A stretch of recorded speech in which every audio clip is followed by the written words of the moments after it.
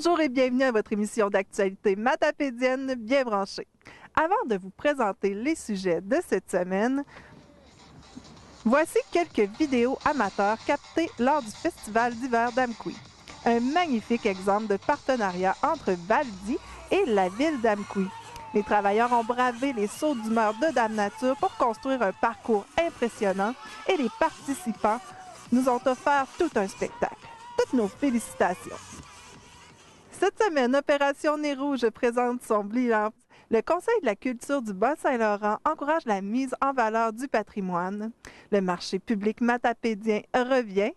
Nous visitons la ferme Paquette et Frères parce qu'ils ont reçu le titre de maître éleveur. Nous faisons un retour sur la semaine de l'agriculture. Nous vous apprenons comment recycler les sièges d'auto pour enfants. Nous vous invitons à proposer une activité pour les journées de la nature. Le Centre de femmes de la Vallée vous invite à célébrer la Journée de la femme le 8 mars prochain. Mais d'abord, voici une courte présentation du nouveau site web du Centre intégré de santé et de services sociaux du Bas-Saint-Laurent. En vous rendant au www.cisss-bsl.gouv.qc.ca, vous aurez rapidement accès à beaucoup plus de renseignements qu'auparavant. Les différents onglets vous réfèrent à des services de proximité et des sujets comme les habitudes de vie, les maladies infectieuses ou la santé. Les services sociaux et les emplois disponibles, les hébergements ainsi que la marche à suivre pour devenir bénévole sont également référencés. Il comprend beaucoup d'autres informations que vous êtes en mesure d'explorer en tout temps. Une seule adresse pour y accéder, www.cisss-bsl.gouv.qc.ca. Ça fait qu'attendez-vous, l'hiver n'est pas fini. Ça, c'est pas une moufette que dit c'est poilu. Vivez un hiver matapédien en compagnie de Normand Perron, alias Poilu. Hey, mais il en reste moins qu'il m'en restait. Une pelletée après l'autre, un film documentaire du réalisateur matapédien Guillaume Lévesque, disponible du 1er au 31 mars sur le site Internet de la TVC au www.tvcmatapédia.com. Le CIS du Bas-Saint-Laurent est également heureux de s'associer à Opération Nez Rouge et encore une fois, cette année, ce service fut très populaire. Voici les résultats. Bonjour tout le monde. Merci beaucoup d'être là pour la conférence de presse bilan.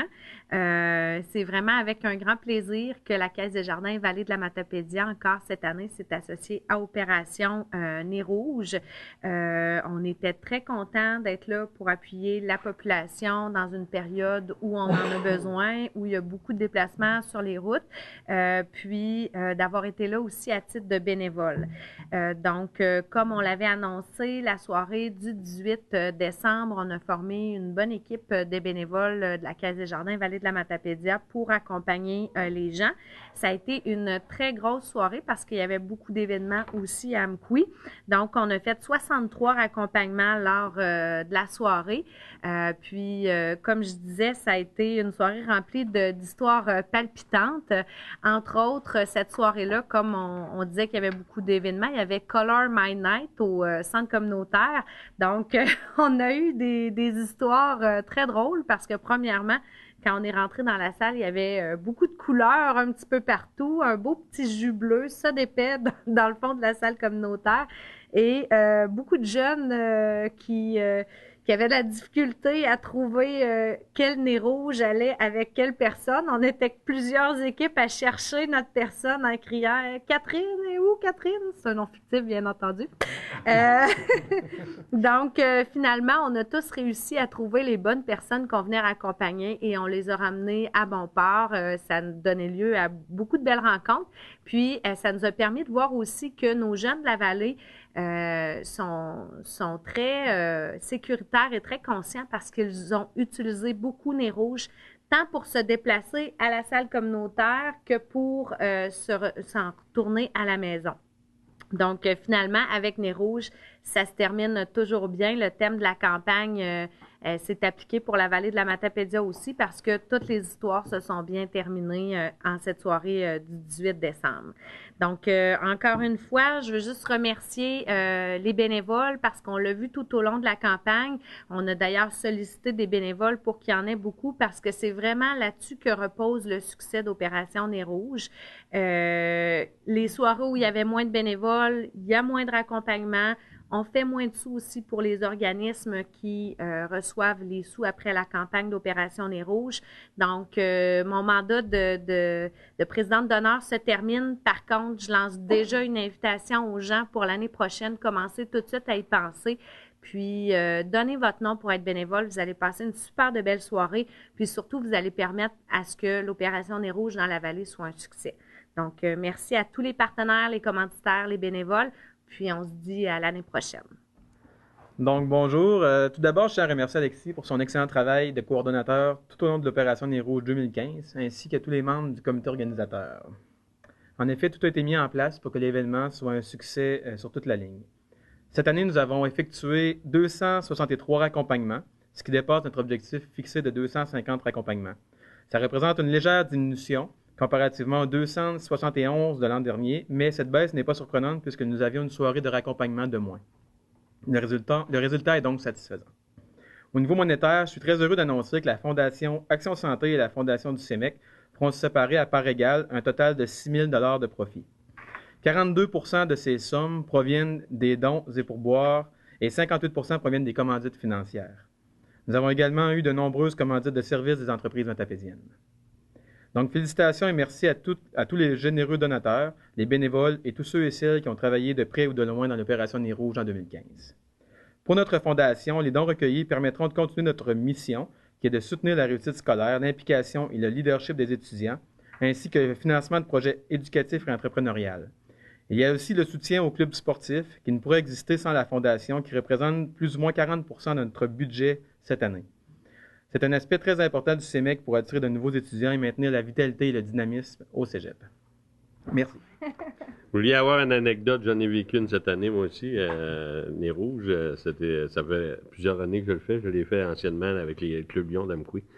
Mais c'est la première fois que ça arrivait, un événement de même. On est allé chercher quelqu'un, puis on est allé le raccompagner. Quand il est arrivé à la maison, il était trop chaud pour être capable d'ouvrir la porte. Il essayait de rentrer à la clé, puis ça marchait pas. Puis là, j'ai dit à mes deux collègues, j'ai dit, on va attendre. Puis j'ai dit, il y a l'air je sais pas, il y a un problème pour rentrer chez eux. Puis il faisait fouet. J'ai dit, là, on va attendre un petit peu juste pour faire sûr. Mais là, je voyais bien que il y a quelque chose qui marche pas. Fait que j'ai retourné voir. Là, il était vraiment, ça marchait pas. Il essayait de mettre la serrure, la clé dans la serrure, ça marchait pas. J'ai dit, attends un peu, m'a tenu. Puis là, on est parti, tu sais, juste faire mais c'est la première fois que ça arrivait de dire quelqu'un qui était pas capable de s'enligner pour que ça marche pour rentrer dans la maison. Puis on a bien ri de ça, tu sais. Puis j'ai revu le gars après, puis il m'a dit, hey, il y a une chance que t'es. Puis il était gêné, là, tu sais. Il était bien content. Ça fait que ça a été drôle. La situation était comique plus que d'autres choses. Il était pas mal, tu sais, il était pris ça en riant, là, mais c'était vraiment drôle. Bon, la Fondation Action Santé de la Matapédia est très fière de s'être associée à la campagne Opération Nez Rouge Vallée de Matapédia 2015. Grâce au fonds amassé, des équipements médicaux spécialisés pourront être achetés dans les prochains mois. Notre choix d'équipement n'a pas été encore fait, mais soyez assurés que vous serez tenus informés de notre choix. Une opération Nez Rouge ne peut se réaliser sans appui des bénévoles dévoués qui sont prêts à donner de leur temps et de leur énergie pour la cause. Cette année, c'est 135 bénévoles qui ont donné au moins une soirée de leur temps pour effectuer des raccompagnements ou être bénévoles à la centrale. Cela représente 36 bénévoles de moins que l'an dernier. Sans chacune de ces personnes, nous n'aurions pu permettre à tous de rentrer chez nous de façon sécuritaire. Merci beaucoup. Puis merci Alexis pour ton excellent travail. Puis je vais vous annoncer en même temps que j'ai lâché la présidence de la Fondation Action Santé. J'ai donné ma démission le 5 février. Fait que je vais rester pareil aux aguets là, pour tout ce qui se passe présentement, mais c'est parce qu'avec le nouvel regroupement, là, ils ont créé un comité philanthropique. Puis il y a des réunions pratiquement tous les mois. Mais parce que les autres fondations, c'est pas des bénévoles, c'est des personnes qui travaillent à temps plein pour les fondations. Fait que là, on est en train ils vont faire un remaniement là-dessus pour régler le problème. Parce que moi, je peux pas être disponible là, pour aller à des réunions à Trois-Pistoles, Rivière-du-Loup, Rimouski, tous les mois. Il disait au début, quand ils ont commencé à former le comité, ils parlaient d'une réunion une à deux réunions par année, mais là, c'est rendu une réunion tous les mois. Fait qu'ils ont même nommé un directeur pour s'occuper de tout ça. Ça fait qu'on va surveiller ça de près pareil, là, même pour ce qui est de l'hôpital d'Amqui. Merci.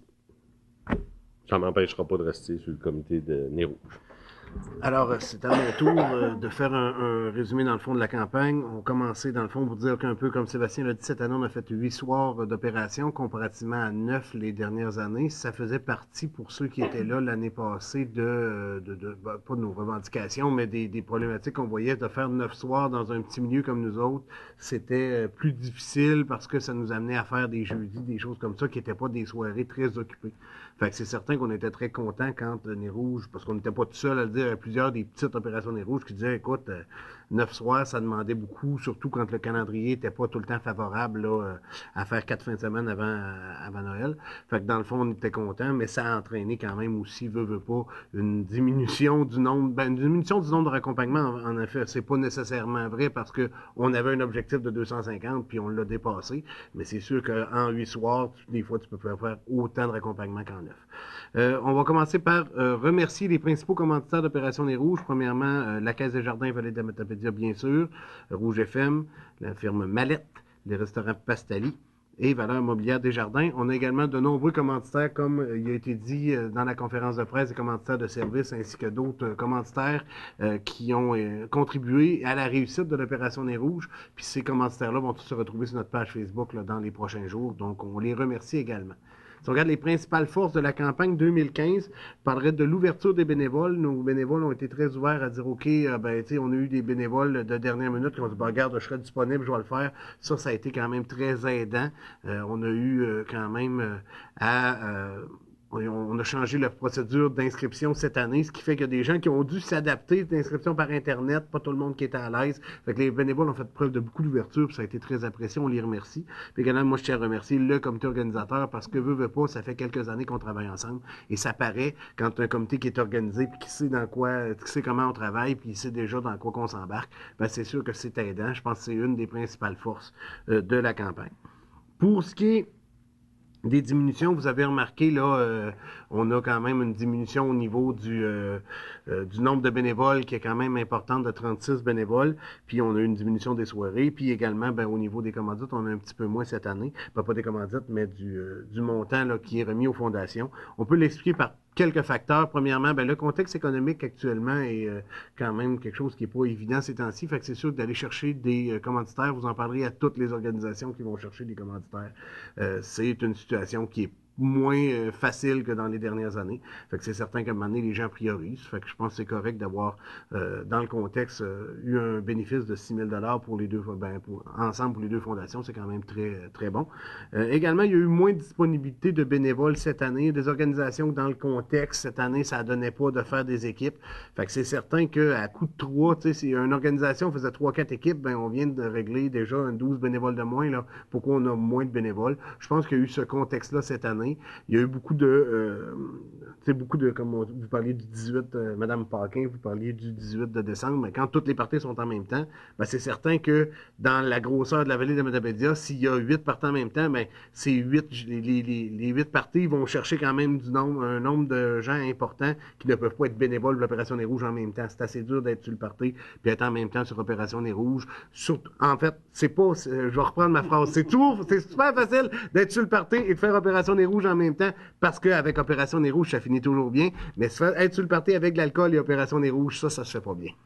Je reprends ma phrase. Puis, on a parlé des diminutions de soirée. Je tiens à remercier également Mme Paquin, comme je l'ai dit, notre présidente d'honneur, qui a fait un travail formidable. Ça a été un énorme plaisir de travailler avec elle, encore une fois. Et j'aimerais, comme à toutes les années, remettre les certificats hommage à notre comité organisateur, donc M. Bouliane. Merci. M. René. Madame Véronique. Oui, donc, le comité organisateur, je le rappelle, était composé de Véronique Jean, justement, qui est adjointe administrative au niveau du CEMEC, M. René Vien, qui était président de la Fondation Action Santé, M. Alain Paquette, qui est retraité de la santé, également travaille chez Mallette, M. Mario Lavoie, directeur général de la MRC de la Matapédia, M. Sébastien Bouliane, président de la Fondation du CEMEC, et moi-même, comité organisateur. Donc, vous avez le certificat hommage pour toutes ces personnes. Et la phrase en bas qui est très importante, c'est « Grâce à vous, ça finit toujours bien ». Donc, grâce à vous, ça a bien fini et je suis très content d'avoir travaillé avec vous. Et...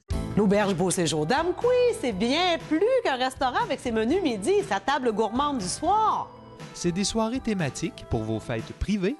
C'est des chambres confortables et abordables dans un décor d'antan. C'est un service de massothérapie reconnu par la Fédération des massothérapeutes du Québec. C'est une chocolaterie artisanale et une boutique de produits régionaux ouverte à l'année. Quand viendra le temps de faire plaisir à l'un de vos proches, vous penserez à l'Auberge Beau Séjour d'Amqui. 629-55-31. Vous contribuez à la préservation du patrimoine. Le Conseil de la culture du Bas-Saint-Laurent peut vous récompenser si vous déposez votre dossier avant le 8 avril 2016.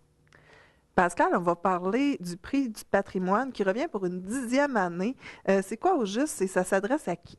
En fait, les prix du patrimoine, c'est coordonné par le Conseil de la culture du Bas-Saint-Laurent en collaboration avec les 8 MRC du Bas-Saint-Laurent. Ces prix-là sont remis à chaque 2 ans dans le but de souligner les bons coups en matière de patrimoine, qu'on parle de restauration du patrimoine, de conservation du patrimoine, de transmission et puis d'interprétation du patrimoine.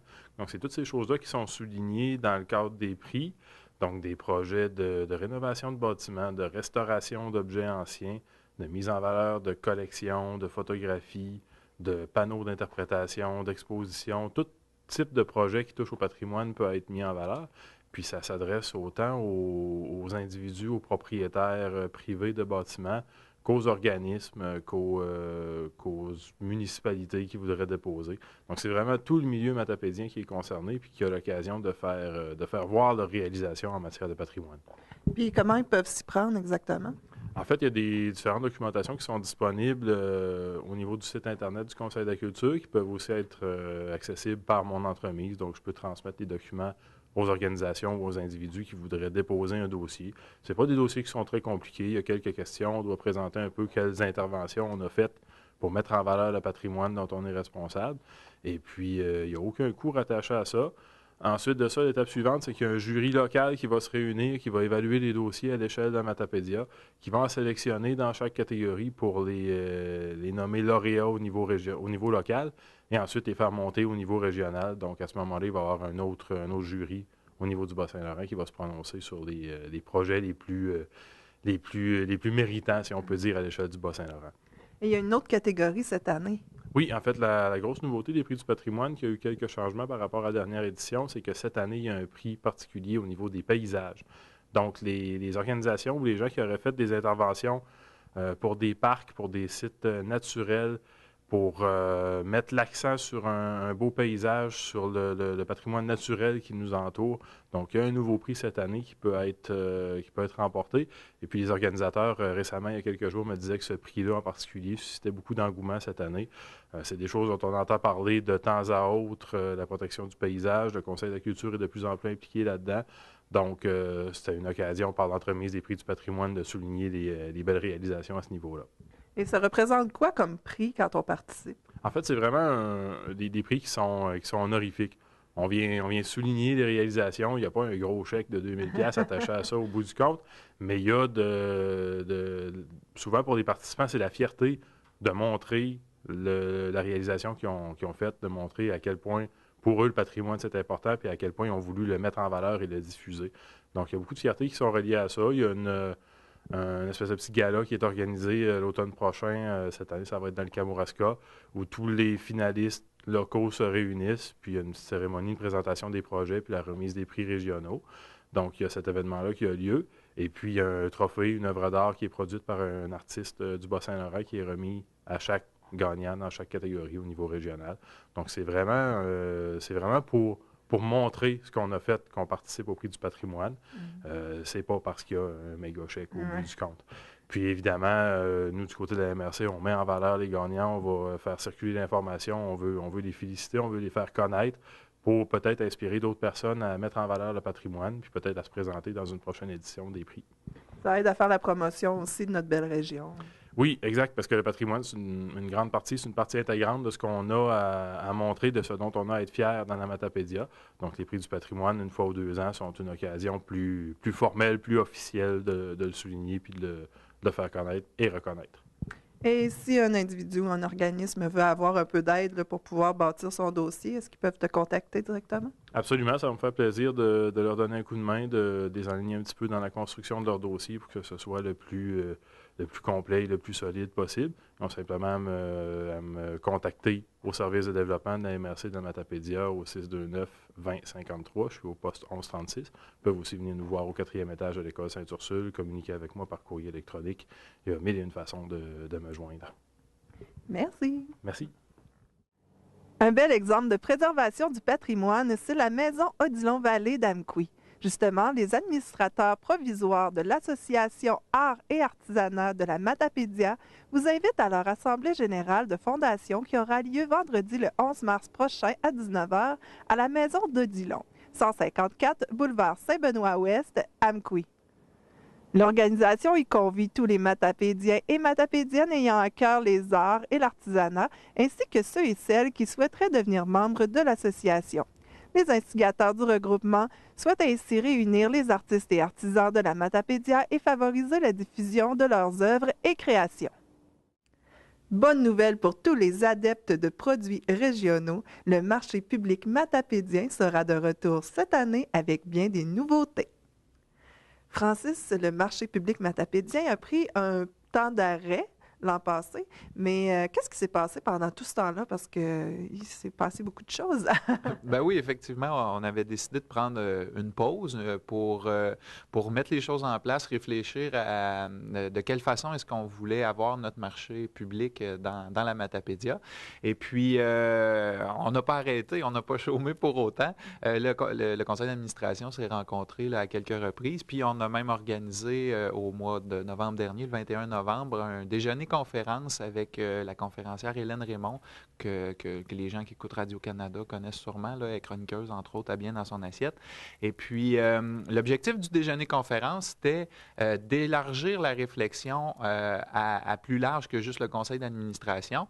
Et puis, ça a vraiment fonctionné. Il y a une 50aine de personnes qui ont répondu à l'appel, des gens d'un peu tous les horizons, je dirais, beaucoup de producteurs dans tous les domaines qu'on connaît, d'un peu partout dans la région, aussi des transformateurs, des représentants de Natrel qui étaient là, des centres de découpe de viande même. Ça allait beaucoup plus large que ce qu'on est habitué de voir au marché public, avec aussi des représentants du monde municipal puis d'autres organisations, et puis des simples curieux, des citoyens qui sont venus aussi pour l'occasion. Puis ça a vraiment eu du bon, en fait, de réfléchir ensemble. Ça a été le fun de constater, dans un premier temps, que les gens, ils tiennent à leur marché public. Les gens qui étaient là, c'était parce qu'ils trouvent ça important puis ils veulent que ça continue. Puis ils ont accepté de participer à réfléchir à qu'est-ce qu'on peut améliorer au marché public. Fait qu'évidemment, à la lumière de tout ça, on a convenu que le marché public était essentiel dans le coin, que peut-être que le dimanche, c'était pas la meilleure journée pour tout le monde, donc on va essayer une autre formule cette année. J'étais présente et le jeudi était vraiment demain. Oui, c'est ce qui est ressorti très fort, le jeudi en fin d'après-midi, fait que c'est ce que vous allez voir dans la nouvelle formule du marché public cette année. Très fort probablement les jeudis en fin de journée, les heures sont encore à déterminer. Et puis, il y a toutes sortes d'autres idées qui ont été amenées cette journée-là, qu'on est en train de brasser pour structurer la forme définitive que ça va prendre pour l'été 2016. Et est-ce que tous les producteurs vont revenir? Comment ça va fonctionner cette année? Bien, évidemment, il est un peu tôt pour pouvoir en parler en ce moment. Là, dans les prochaines étapes, en fait, ça fait partie du processus de contacter les différents producteurs qui étaient là, qui étaient intéressés, qui étaient présents les dernières années aussi, pour voir qui est-ce qui va répondre à l'appel, parce que si la formule change, bien, ça peut changer aussi l'horaire de travail des producteurs. Donc, ces choses-là vont être à faire. Là, pour l'instant, on est à préparer notre Assemblée générale annuelle qui s'en vient. Ça va être le 15 mars prochain à 10 heures. en avant-midi, de 10 à midi. Puis, Où exactement? le lieu est encore à confirmer. Je n'ai pas de confirmation au moment où on se parle à vous faire là-dessus. Donc, on va confirmer le tout par notre page Facebook, par les médias locaux aussi, entre autres le journal et la radio. Donc, soyez à l'écoute ou consultez notre page Facebook pour savoir. Et puis, ça va être aussi l'occasion de vous présenter le projet sur lequel on travaille en ce moment, qui fait qu'il y a plein de choses qui vont changer cette année, qui fait qu'on va également changer notre visuel, si on veut. Le logo devra changer parce qu'il y a des choses qui sont en train de travailler. Et puis, on en profite pour inviter la population, ceux qui ont un talent artistique ou autre, là, à nous proposer un nouveau logo pour le marché public matapédien. On va offrir des bons d'achat échangeables auprès des producteurs du marché pour la prochaine année, pour ceux celui ou celle qu'on retiendra l'idée finalement. Et puis, qu'est-ce que vous souhaitez exactement comme changement pour votre logo? Bien, en fait, je dirais le principal, sans donner encore tous les détails qu'on va vous dévoiler le 15 mars prochain, sur notre logo, on voit très bien les tentes rouges là, qui nous ont représentés depuis le début. Et puis, peut-être qu'elles ne seront plus là. Fait que on n'a comme pas le choix de se remettre à jour là-dessus. Fait que ça fait partie des choses qu'on veut changer cette année. Donc, on se donne rendez-vous sur la page Facebook présentement pour avoir plus de détails. Et puis, est-ce qu'il y a d'autres contacts qu'on peut avoir pour avoir plus d'informations? Bien, évidemment, vous pouvez me contacter en tant que vice-président au 756-1343 pour avoir plus d'informations. Sinon, la page Facebook, Marché public matapédien sur Facebook, c'est facile à trouver et puis on va laisser passer l'information nécessaire à cet endroit-là. Très heureuse du retour et bonne saison. Merci. La télévision communautaire de la vallée de la Matapédia désire remercier les organisations suivantes pour leur participation financière à la 18e édition de notre vin fromage. Caisse Desjardins. Député de Matane-Matapédia, Pascal Bérubé. Microbrasserie La Captive. Chocolaterie Au fil du temps. Rouge FM 99.9. Société d'aide au développement de la collectivité. Ville d'Amqui. Cogeco TV. Diffusion Mordicus. Entreprise El Michaud. Municipalité Cozapscal. Mallette. Pharmacie Brunet. Select Hotel Amqui. Je suis présentement à la ferme Paquette à Amqui parce qu'ils viennent d'obtenir le prix de maître éleveur. J'en discute avec André Rioux. André, vous avez obtenu le titre de maître éleveur 2015. Explique-moi comment vous avez arrivé à ce titre-là. Le titre de maître éleveur est obtenu grâce à une accumulation de points que les animaux obtiennent sur une fenêtre de 15 ans. Donc, c'est une accumulation des résultats de nos animaux qui sont issus de notre élevage. Puis comment ça fonctionne exactement? Est-ce que c'est quelqu'un qui vient évaluer les bêtes ici ou vous remplissez des sondages? Comment ça fonctionne? Bien, il n'y a pas vraiment... Nous autres, on n'a pas vraiment de choses à faire, à compléter, d'inscription. Les points sont accumulés avec le pedigree des animaux par Holstein Canada. Les points sont accumulés à partir du contrôle laitier, à partir de la classification des animaux. Le contrôle laitier est effectué 10 fois par année, contrôle officiel. Puis la classification, nous, on la fait 4 fois par année, un classificateur qui vient évaluer les animaux. Puis à partir des résultats de classification, de production, également les descendantes des animaux qui obtiennent... Une vache obtient des étoiles quand sa progéniture obtient des points. Fait qu'il y a plusieurs façons d'accumuler des points là, pour le titre de maître éleveur. Puis le pointage est comparé à celui d'autres élevages de même taille au Canada. Fait que dans notre catégorie de grosseur de ferme, il y avait 3 plaques de maître éleveur qui étaient remis au Canada. Donc, on est dans les 3 meilleurs parmi 850 quelques fermes dans la catégorie dans laquelle on était. Ici, vous avez combien de vaches exactement? Ici, présentement, on en tire aux alentours de 100. Des fois, ça varie. Là. On va, je te dirais, entre 95 et 115 en production. Puis, en tout, on a à peu près 200 têtes là, dans l'étable avec les animaux de remplacement. Et qu'est-ce qui peut qualifier une vache là, qu'on peut dire, elle, c'est vraiment une bonne vache? Bien, on a, premièrement, la classification. Pour obtenir des points dans, par exemple, le titre de maître éleveur, la vache doit être classifiée 83 points et mieux. Nous, on a des vaches qui sont classifiées jusqu'à 92 dans notre étable présentement. On a des... fait que une bonne vache va être à partir de sa classification, mais aussi à partir de sa production. Une vache, on veut qu'elle soit le plus productive possible et qu'elle reste en santé, qu'elle reste longtemps dans l'étable. Puis ce qui va faire qu'on a une bonne vache aussi, c'est quand on est capable de la faire vêler à plusieurs reprises. Elle peut être excellente seulement après un 3e vêlage. Donc, c'est important la longévité des animaux.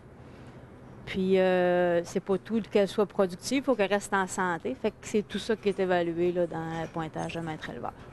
Qu'est-ce que vous pouvez faire pour que la santé d'une vache soit meilleure, par exemple? C'est la qualité du logement, la qualité des soins, mais également ses qualités à elle. Si elle a, par exemple, des pattes bien positionnées, une bonne ossature, elle va rester plus longtemps, elle va être plus en forme. Si elle a un pied qui a une belle texture, bien, elle va donner son lait, elle va mieux donner son lait, puis elle va être plus en santé. Elle va durer plus longtemps. Si elle a des bons critères de santé de par sa génétique, c'est beaucoup la génétique aussi. C'est un ensemble de facteurs, mais à la base, ça prend une bonne génétique. Fait que ça va permettre, elle va transmettre ses qualités à ses descendantes. Puis on essaie toujours que les descendantes soient meilleures que l'animal elle-même. Fait que c'est tout ça mis ensemble qui donne des points. Puis vous avez amélioré aussi le logement là, pour les vaches. Là. De quelle façon exactement? Bien, on a à chaque fois qu'on a l'occasion, on regarde beaucoup ce qui se passe dans le domaine. Puis en 2005, on a reconstruit la vacherie avec... on a amélioré beaucoup la qualité de logement à ce moment-là. On a amélioré l'abreuvement, on a amélioré l'éclairage l'an passé. On améliore la ventilation. On essaye d'avoir des aires de couchage qui sont confortables avec des matelas, avec beaucoup de litière, que les animaux soient calmes. On s'amuse pas toujours comme ça avec eux autres. Ça paraît. Je pense que chacun a son nom. Chaque vache a son nom. Non, il n'y a pas de vache ici. Ils ont tous des numéros aussi, mais on les appelle par leur nom ici. On les garde assez longtemps pour que ça vaille la peine de leur donner des noms. Est-ce que vous envisagez des fois de vendre la progéniture ou c'est pas quelque chose encore? Bien, c'est pas un de nos principaux objectifs présentement. C'est certain qu'on commerce un petit peu quand même. On achète de temps en temps des animaux pour amener une génétique différente dans notre élevage. Puis la vente n'est pas exclue. Présentement, c'est pas dans nos objectifs puis dans ce qu'on vise de plus, mais on est toujours ouvert à évoluer, à changer puis à améliorer tout. Qu'est-ce qui s'en vient pour vous autres dans les années à venir? Bien, on veut continuer d'avoir un troupeau d'élite. C'est certain que pour obtenir le titre de maître éleveur, on fait partie d'élite, puis on veut continuer parce que c'est pas tout d'avoir un bon élevage, faut le garder, puis c'est plus agréable de travailler avec des beaux animaux. On a toujours apprécié ça, fait que on va continuer comme ça. André, on est en compagnie de Colia. C'est la vache vedette ici. Explique-moi pourquoi. Parce que c'est une vache fétiche. C'est une vache qui est énorme. Premièrement, elle est très grande. Puis elle a fait un peu d'exposition, puis elle a remporté beaucoup de championnats aux expositions. Puis une fois qu'elle est revenue à l'étable, on a fait des récoltes d'embryons. Elle a eu beaucoup de filles. Elle est rendue avec plus que 20 filles dans l'étable présentement. Puis ces filles qui sont en production sont exceptionnelles comme elle. Donc, c'est un animal qui a beaucoup de qualités, des qualités qui sortent de l'ordinaire, une productivité bien au-dessus de la moyenne. Elle a fini première au Québec là, dans sa classe quand elle a fait sa troisième lactation.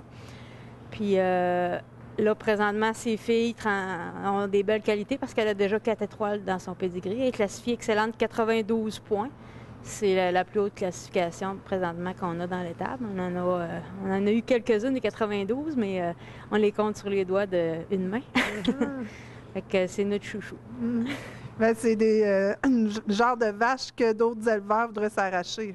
Oui, ben c'est presque un animal de compagnie. tout le monde vient voir Colia quand il rentre ici. Bon, ben on remercie Colia pour vous permettre de continuer comme ça. Merci.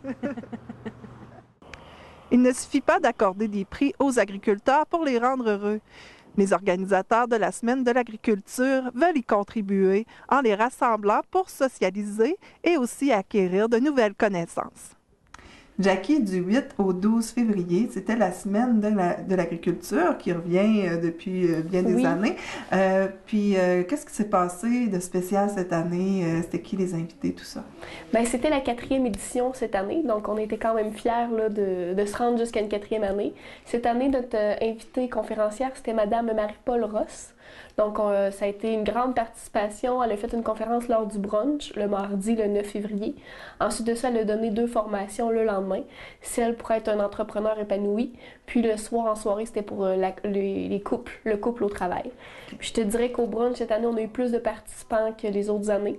Oui. Puis ensuite de ça, même durant les formations, on a eu environ 25 personnes à chaque formation. OK. Puis ça terminait la semaine avec l'Antigala qui était la 2e édition. Oui, il commence à être populaire. Oui, hein, oui. Là, cette année, l'année passée, on a eu environ 150 personnes. Puis cette année, on a eu 210 personnes. Wow! Donc on est quand même très fiers là, du résultat. Puis les producteurs ont dit que c'était meilleur que l'année passée. Puis même durant toute la semaine, les gens ils étaient très satisfaits, les producteurs étaient très satisfaits.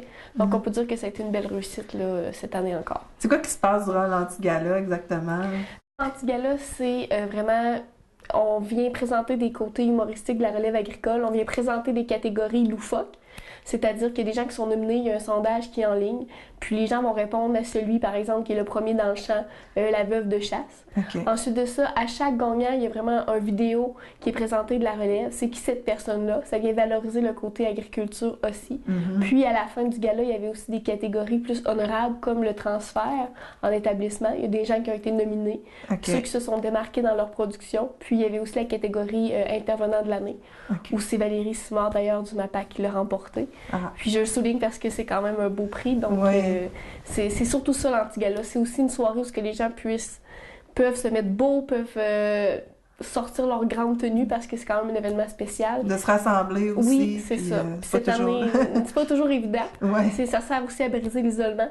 Puis cette année, on a eu 210 personnes. L'année passée, on avait eu 150. Donc on peut dire que ça a été une grande réussite aussi là. Donc, ça va revenir l'an prochain, j'imagine? Ça devrait, on ne sait pas encore. Le comité ne s'est pas positionné encore. On va réfléchir, on va faire le bilan, puis on va regarder pour l'année prochaine. Donc, les résultats, les agriculteurs, qu'est-ce qu'ils pensaient de ça? Ils étaient très satisfaits. Ils ont même dit que c'était meilleur que l'année passée. Puis même sur le comité organisateur, il y avait plus de personnes que l'année passée. Il y a des producteurs qui se sont ajoutés, il y a des membres de la relève qui se sont ajoutés. Fait qu'on peut dire vraiment que le milieu est en train de le prendre en charge. Puis les formations, ça a eu un bon impact aussi? Oui, durant la semaine, les formations, les producteurs étaient satisfaits aussi. OK. Puis, de ton côté, qu'est-ce qui s'en vient? Est-ce qu'il va y avoir encore une action qui se pose sur le territoire par ta part? C'est sûr qu'au niveau travailleurs de rang, on le sait que le projet a jusqu'en mai l'année prochaine. C'est sûr que le comité présentement est en train de regarder qu'est-ce qu'on va faire pour les années suivantes, où on va aller chercher le financement, qu'est-ce qui va se passer. Mais à court terme, si on veut, on va préparer le circuit éducatif pour l'exposition agricole. Puis il va y avoir aussi des 5 à 7 de rang qui vont être organisés. Donc on est en train de travailler sur le plan d'action pour la prochaine année. OK. Puis, s'il y a des agriculteurs qui aimeraient avoir plus d'informations, est-ce qu'ils peuvent te contacter? Oui, ils peuvent me contacter directement, là, soit au téléphone ou sur mon cellulaire, puis par Internet aussi, sans problème. Merci beaucoup. Merci. Afin de répondre aux besoins des gens de la vallée de la Matapédia, nous vous présentons le complexe funéraire de la vallée. C'est sans pression, selon vos choix, combiné à notre savoir-faire et notre profond respect, que nous vous garantissons la qualité de nos services. Nous sommes toujours disponibles, nous sommes uniques et nous vous accompagnerons en toute discrétion. Pour plus d'informations, 631 14 99. Tout agriculteur dépend de la nature. C'est pourquoi nous devons en prendre soin. comme par exemple en recyclant les sièges d'auto pour enfants. Marie-Lou, aujourd'hui, on va parler pour la capsule du mois de mars, on va parler des bancs d'auto. On va parler de recyclage parce que maintenant, on peut les recycler. Oui, bien c'est ça. Depuis l'initiative d'une citoyenne de la vallée, en fait, on peut maintenant recycler les bancs d'auto qui sont périmés, donc qui sont vraiment plus utilisés, qu'on peut plus utiliser, qu'on peut plus refiler à nos amis, notre famille ou... Des fois, ça a l'air neutre, mais c'est ça, la date assez sécuritaire, le plastique est désuet. Bon. C'est ça. Donc, à ce moment-là, maintenant, on peut aller les porter à la ressourcerie pour les recycler. Donc ça, c'est vraiment une belle nouvelle parce que au total, on estime qu'il y avait environ 190 000 bancs d'auto qui se retrouvaient à l'enfouissement par année au Canada. Donc, c'est beaucoup. C'est beaucoup de plastique, c'est beaucoup de tissu, de métal, c'est beaucoup de tonnage aussi. Quand on pense qu'il y a de plus en plus d'enfants aussi, une espèce de bébé-boom. Oui, il y a un petit bébé-boom, même dans la région, là, il y a un petit bébé-boom. Donc, à ce moment-là, c'est vraiment une initiative intéressante qui va nous permettre de détourner ces sièges d'auto-là de l'enfouissement, de pouvoir les récupérer aussi, parce que c'était impossible de les récupérer via la collecte sélective, via le bac bleu. Parce que dans le fond, dans le camion, les matières sont un peu compressées. Puis là, ben, ça devient difficile de séparer les pièces de métal, les pièces de tissu du plastique. Puis c'est ça qui fait qu'on n'est pas capable de les récupérer. Tandis que là, ben, via cette initiative-là qui provient de Victoriaville, ben, il y a vraiment une séparation manuelle qui se fait entre le plastique, le tissu puis les pièces de métal, qui fait en sorte que le plastique, on peut vraiment le récupérer. Pour, par exemple, dans ce cas-ci, là, c'est surtout pour faire de l'ameublement extérieur. Ça, on en trouve souvent les bancs de parc dans les villes. Souvent, c'est fait en plastique récupéré. Donc, ça fait partie des solutions. Là. Ça fait partie de la fin de la chaîne, finalement. Mais justement, on va aller voir une petite vidéo qu'on a faite à la ressourcerie qui explique plus en détail qu'est-ce qui se passe. Parfait.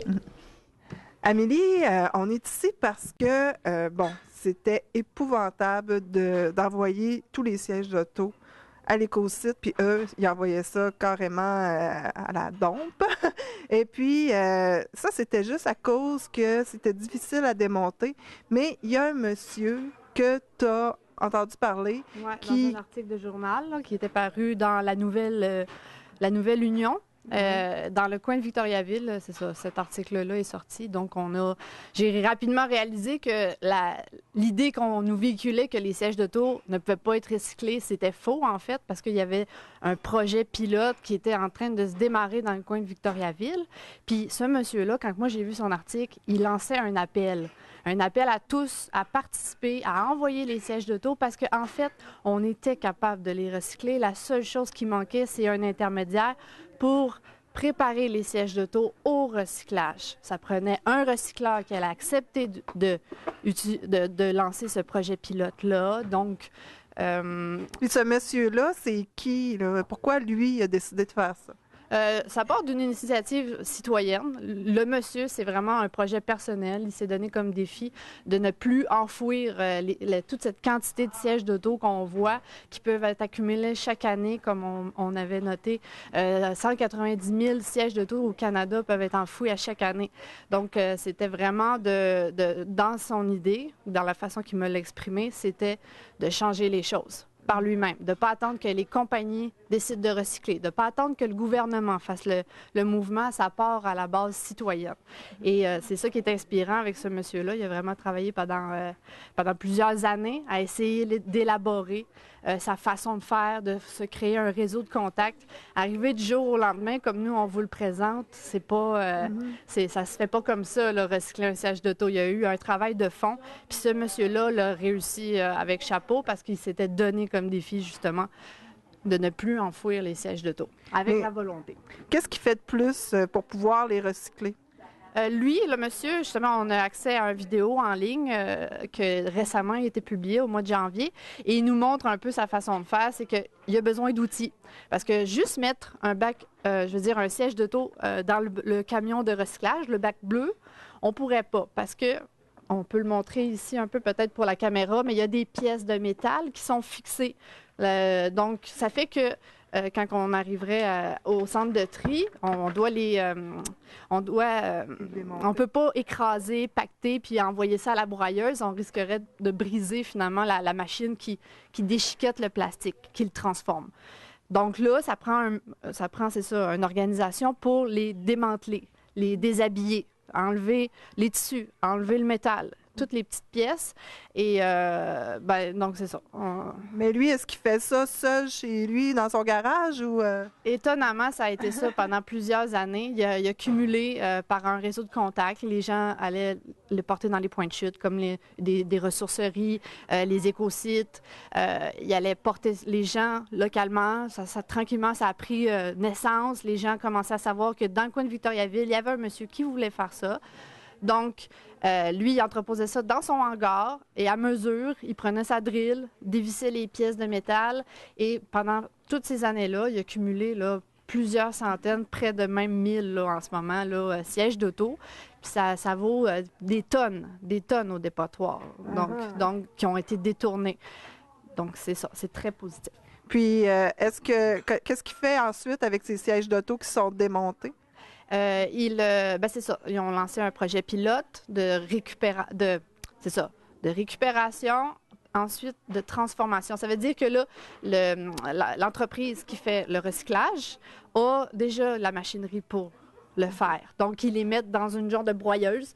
Puis là, le siège d'auto est déchiqueté en petits fragments de plastique, qui ensuite, là encore, dans la logique du transport, ils vont après être remodelés en ensemble de patios, ils peuvent être remodelés en poubelle. Donc, ce plastique-là peut être transformé en un autre produit, être réutilisé à d'autres choses au lieu d'avoir une perte dans les sites d'enfouissement.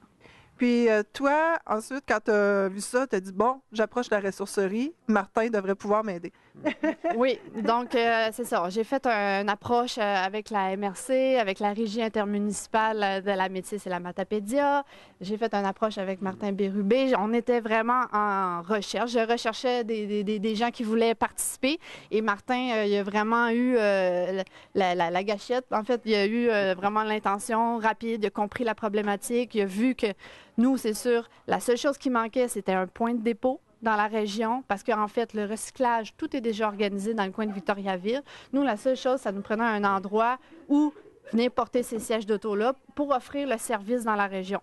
Hein? Parce qu'il y a plein de parents qui ne savent jamais quoi faire avec leur siège d'auto. Est-ce qu'on va les porter à l'écosite?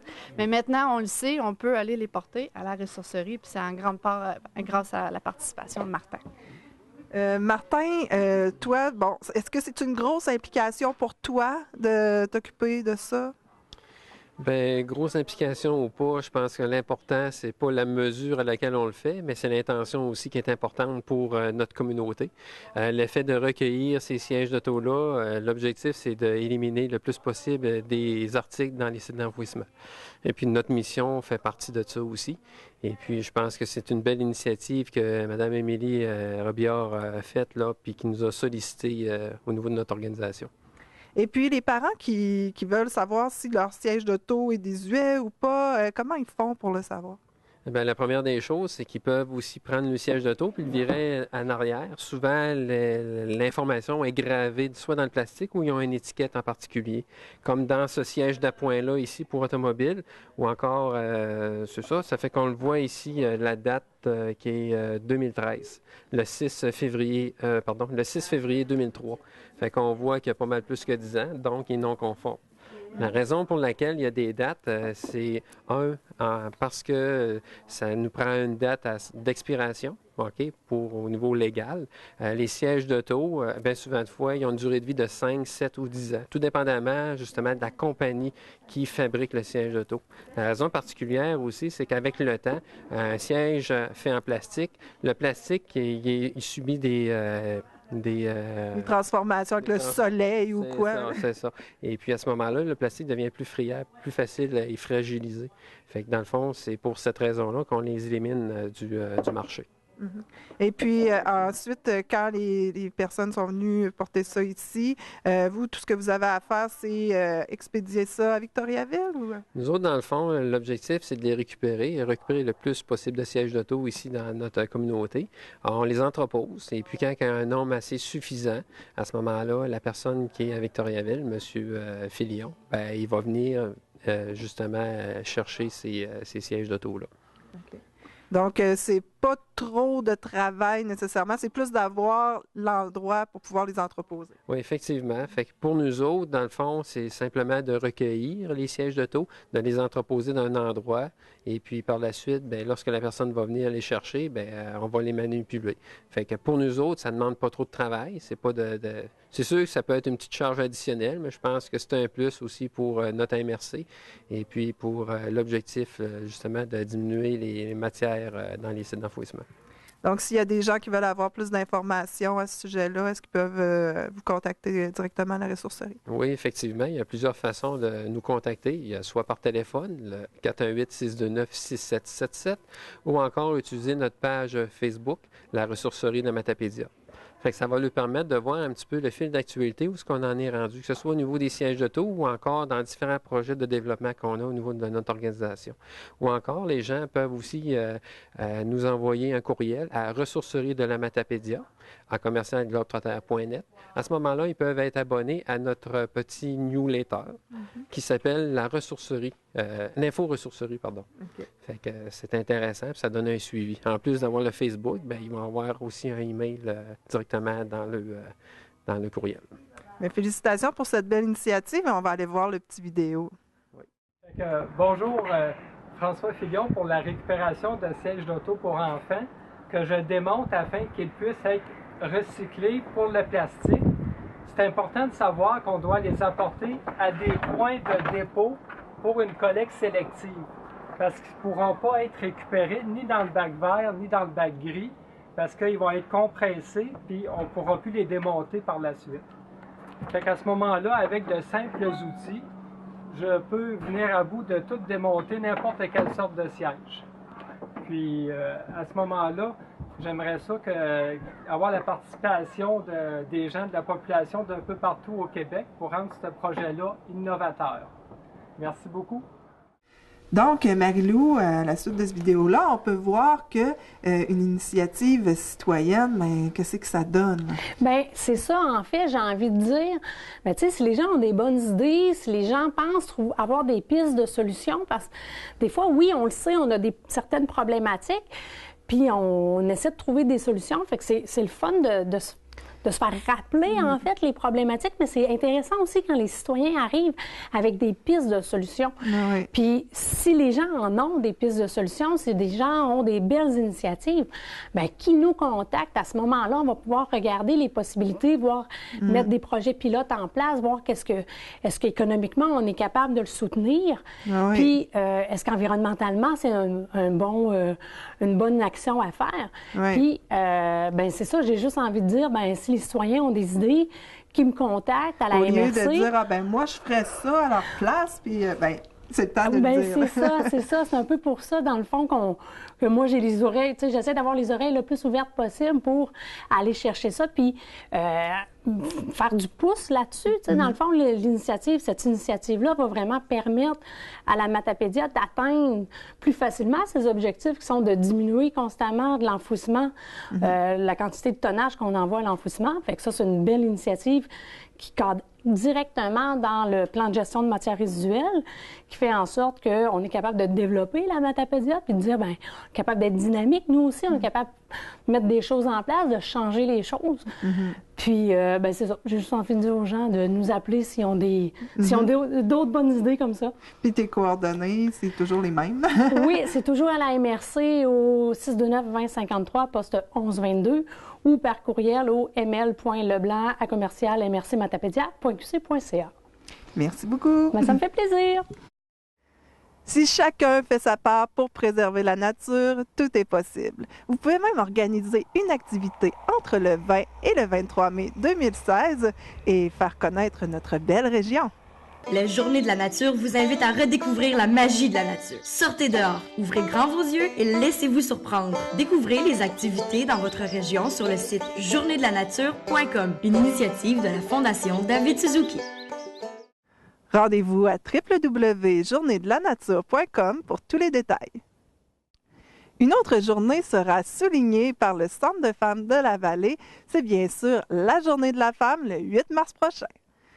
Marie-Ange, vous êtes membre du Centre de femmes et porte-parole un peu pour la soirée qui se prépare pour le 8 mars. Qu'est-ce qui va se passer au juste? Oui, bon, c'est dans le cadre de la Journée de la femme, le 8 mars, qu'on fête à toutes les années. Mais cette année, le thème, c'est un appel pour se faire entendre. Et on voulait que ce soit les femmes qui viennent faire l'appel. Alors, c'est ça. On a fait appel à ces femmes-là et on a eu des réponses. Alors, le thème de la soirée, c'est un cabaret au féminin. Donc, on a une douzaine de numéros où c'est des femmes de la région qui vont venir faire des numéros. On a du chant, on a des poèmes, on a des sketchs, on a plein de belles choses. Alors, je pense que ça va être intéressant. Donc, c'est un 5 à 8 à 17 heures. Puis, dans le fond, il va y avoir comme un petit goûter aussi, tout ça. Oui. Et puis, c'est le mardi soir que ça se passe. C'est vraiment la journée du 8 mars. Donc, le mardi, on vous attend de 5 à 8.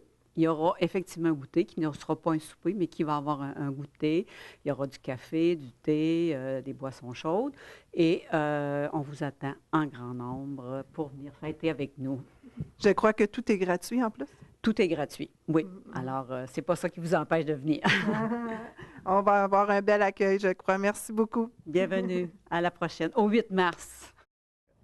C'est ce qui complète l'émission pour cette semaine. Pour promouvoir une nouvelle ou un événement, téléphonez-moi au 418-629-4503. Vous pouvez aussi retrouver toutes nos coordonnées et nos émissions sauvegardées sur notre site tvcmatapedia.com.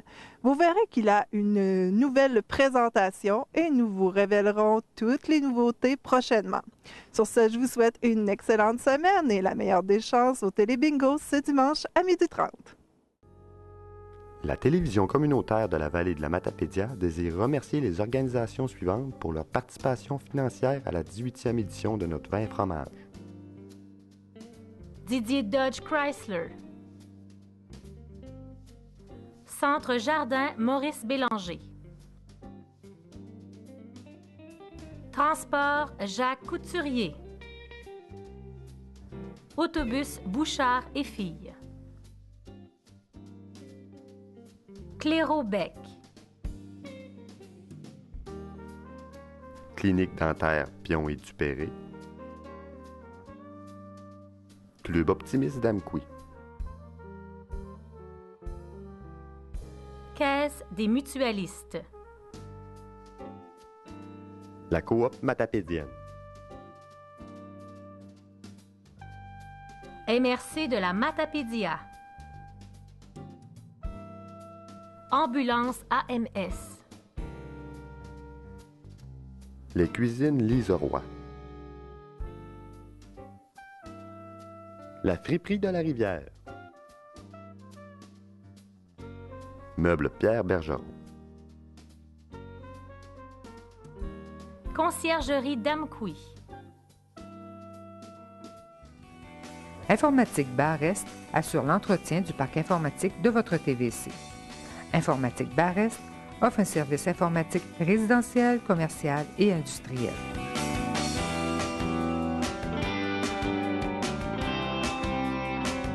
Si vous avez des activités ou événements à promouvoir, vous pouvez nous rejoindre soit par téléphone au 418-629-4503, soit par courriel au journaliste@tvcmatapedia.com.